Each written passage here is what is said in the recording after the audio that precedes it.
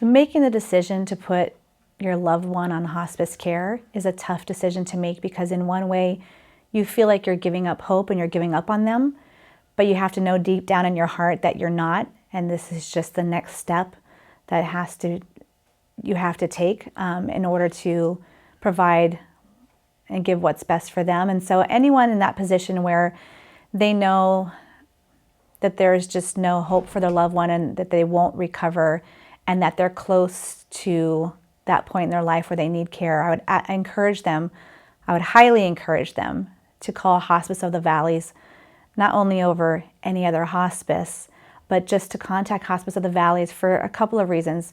We initially contacted Hospice of the Valleys long before my mom was at the point of needing their services, because we weren't sure at what point, when is it the right time to make that call.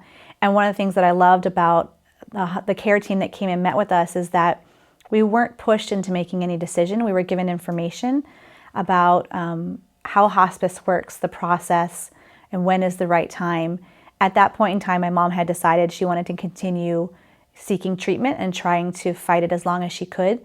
And so later on, it became very clear to my husband and I that treatment was just not going to be beneficial for her, and it was actually reducing her quality of life, and it was very obvious that we needed to then switch her over to hospice care. And it was the hardest and the easiest decision we ever had to make in our lives. And Hospice of the Valleys was phenomenal.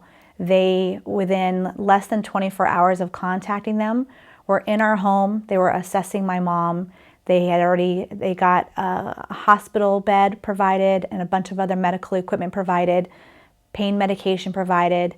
And I knew that with hospice by our side, that I would get through this really difficult time in my life. You know, I had never lost a parent. I'm a only child of a single mother. My mom and I had an extremely, incredibly tight bond. She lived with us. And so I cared for her and went through the process with her of battling cancer for just about a year and a half.